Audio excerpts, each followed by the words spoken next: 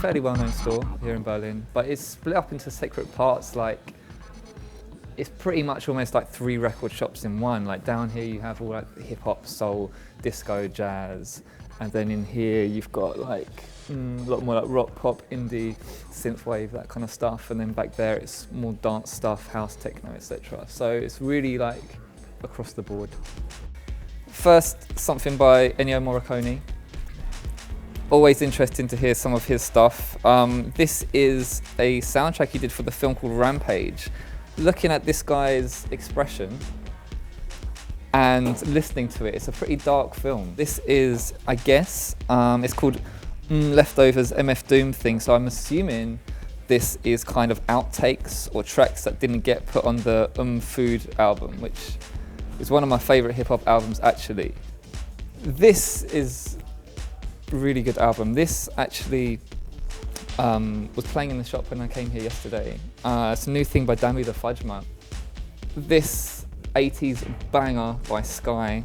They've got loads of 80s stuff here, loads of like boogie and disco, a lot of second hand for really cheap, like €3, €4, €5. So a lot of stuff I want to buy I seem to only be able to find on vinyl now anyway. So it's just something that kind of naturally happens. It's not like I'm against playing digital or anything like that. I love playing records and prefer it, but it just so happens a lot of stuff I buy tends to be on vinyl anyway.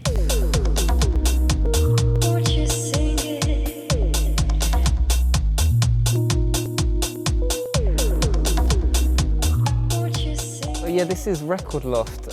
It is indeed tucked away. I think it was DJ Richard who told me about this place. When I came to Berlin maybe a couple of months ago, I came through this place and yeah, it's quite a unique kind of record shop. It's all second-hand stuff. He mostly takes like entire DJ collections, so he has a whole wealth of stuff. Actually, this is the same guy that sells second-hand records to loads of other record shops around Berlin. I mean, definitely financially, things are a lot cheaper here, but I think that little thing, even if it affects you or not, it affects the whole vibe of the city.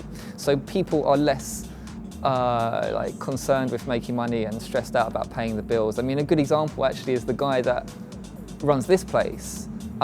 He was talking about how he doesn't actually want to promote his place too well at all. I mean, like if you look, it's kind of off the beaten track. It doesn't even have like a shop sign, and a lot of people don't really know about it. It seems to be more word of mouth. If I rented a place like that in another European metropole, I wouldn't even have the chance to build a record shop in here. I would have to have a restaurant, a bar, or something that creates even more turnover. You know. For me, it's important that that it grows slowly. That it's not that I'm not confronted with hordes of people. To keep the vibe and to stay natural, and not to have the pressure to kind of all of a sudden professionalize, all of a sudden get anonymous and still being able to have a personal relationship with every customer. By the stuff you buy, you really show your personality. There is no way how you can be fake. You know, everybody who wants that record has a copy, and then the prices drop again, and that's something I don't want to participate, because it just means that that you judge music by the pricing, you know, and there's amazing music out there that's very, very underrated. You know? It's just finding it, and that's what the whole place is about.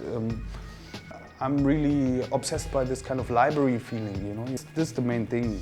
For me, in the end of the day, everybody happy, that is the only thing that matters. First time I found about this place is because they run a thing which I think was covered on Fact as well, called No Repress, where they find records which are out of print and hard to find and go for inflated prices on Discogs and sell them for a more reasonable price. And that's the thing with Berlin, that's what's kind of interesting, is that in London you have, it's kind of understood that record shops are a dying breed, and they're sort of, a lot of them are closing down and dying out and making less money and whatnot. But in Berlin, there's record shops actually opening. There's a big market for it. Reasons. Firstly, there's just so many DJs here, but also because I think vinyl culture is stronger here than it is in London. I got this one by Mr. Velcro Fastener. Some real sort of banging not really banging, but quite driving electro kind of stuff. This on U-Turn by Heiko Laux. Again, you know, more the techno side of things, but the kind of techno I really enjoy playing. Ito, I think is how you pronounce it. Quite dark techno, quite kind of deep, but quite rugged and hypnotic. Moving to Berlin is kind of like, it's a bit of an experiment for me. Being somewhere that's a little bit slower paced and a little bit calmer, I think would be quite interesting just to see how that will affect me. You know, give it like 6 months and I'll see how I really get to grips with the whole pace of things. I don't know what it'll be like here, but we'll see.